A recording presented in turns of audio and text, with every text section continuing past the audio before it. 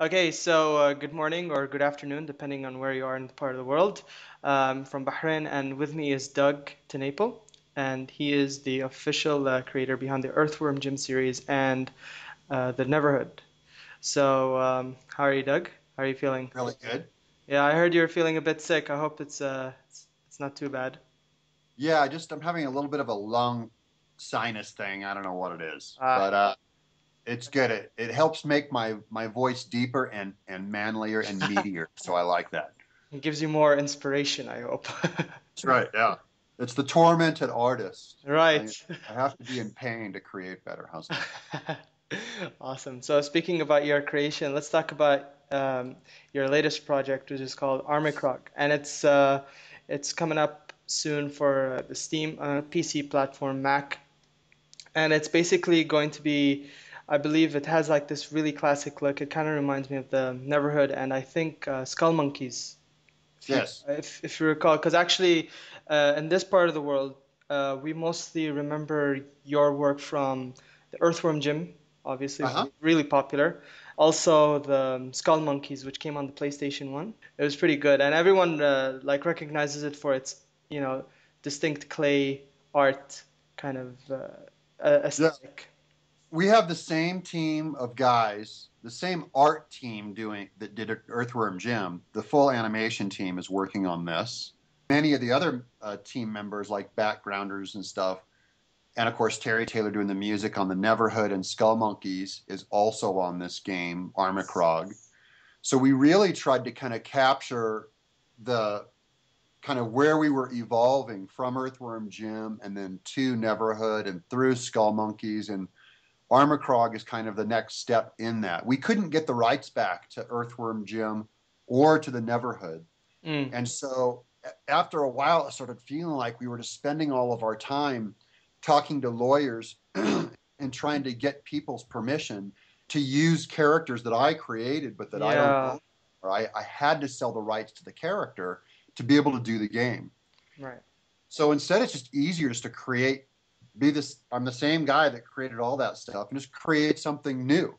We're the same animation team, and as far as the style of puppet animation that we're doing, and I think it's really charming. And I think our animation's actually probably about 10 times better than it was even on Neverhood and Skull Monkeys. This is the best stuff we've ever done. It's like a spiritual successor. Mike and Ed are the guys running Pencil Test Studios who are actually running this whole campaign.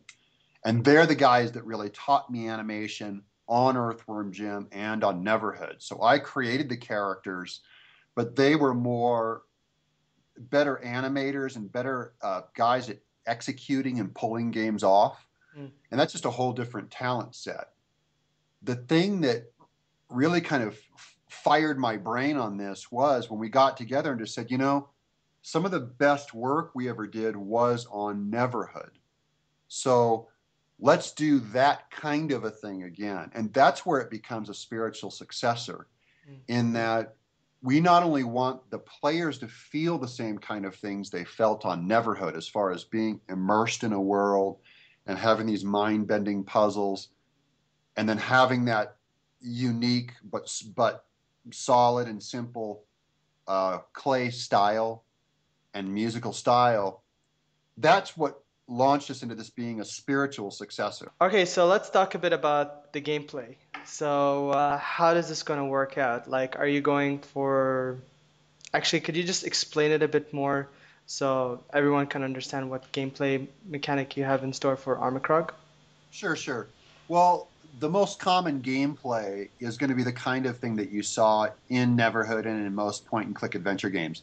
Mm, It's a profile room, and your character walks around and kind of follows the arrow that you click. The simplest way to put it. right. And then if you click on a wall, unit or something, it'll go to first person. And again, you point and click. And we always have a pretty simplified inventory because we don't like having real, huge inventory problems. And then, like I said, with the first person tower thing, again, it's point and click. You click on, say, a chunk of the tower, and if you turn it and pull it while pushing down, then the building would turn under your mouse arrow. So you can Wow. manipulate that thing around point and click. And if we end up going to iPads and phones, things like that, you just use your finger. You probably just put it there and just move it like that.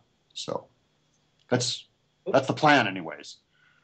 Are you planning on bringing this to like consoles? It will be available on Steam. It'll be available in another version on a full DRM free on GOG or Good old games. uh, yeah. Good old games and the Humble Bundle guys and things like that in their store. And then through Steam, because we're using the Unity engine, through Steam, you should be able to play it on PS3 systems. So Nice. So it's it can be, so it is coming on the PS3 then. Is that what you're saying, or it won't be an official PS3 title, but Mm, yeah, you should be able to access it through that. But our lead platforms are Linux, PC, and Mac, and that's just to keep it simple right. and to really give us kind of the broadest base we could possibly get Mm, for the least amount of work. Just means kind of it has to work on those. And then after that, we're always trying to expand by getting it to be able to play on, primarily on any console that we can that's a major console. Obviously, it makes sense that we'd want to do that. If it funds, then we'll just continue right on in production. I mean, I have to really buff out the game design, and we have to get a first playable level, up and going ASAP, mm, within the next couple of months. And we're aiming to finish by, I think it's June or July of 2014. So it'll be exactly 1 year that okay. we're going to finish this thing. And it's going to take every dime and every man on board, making this thing and playing it. So I'm real excited about that. And then if it doesn't fund, then that's when we're kind of screwed, and we have to come up with plan B through private investors and Ah, contracts and things like that. And that would just take forever. So it would at right. least delay the game by either indefinitely or by even a year or so or whatever. So it could be Mm, 2015 or whatever. And to me, it's so much easier for people just to pay $25 and you'll pay double for it at retail because they double the price. So the best thing to do, the best way to do it is to donate to the Kickstarter, tell your friends about it, and we appreciate every donation. We appreciate just even if you just click on the link and just look at the video. We just want to make you laugh and mm. show you a cool piece of animation. I mean, go check that out. All right. Thanks a lot, Doug. I hope everything works out and good luck with this project. And should it succeed or should it fail, we'd still like to see your work come out. I mean, like I said, we have big fans here. We all love your work. It inspires us. It's what probably made our childhood. So, I uh, appreciate that. so I make my games just for you guys, exactly for like you. I mean, you thanks. you found me, and that makes you one of my people. All right, awesome. I hope you throw in a little Easter egg like you did with the Earthworm Jim. I still remember the cow just Yeah, flew up, and at the end of the game, it just went. That was a I'll do. really I do a little. I'll do a little Rashid that Easter egg Okay, flies in. yeah, throw in a little something in there in the background. I don't know. But anyways, thanks a lot, Doug. Thanks, guys.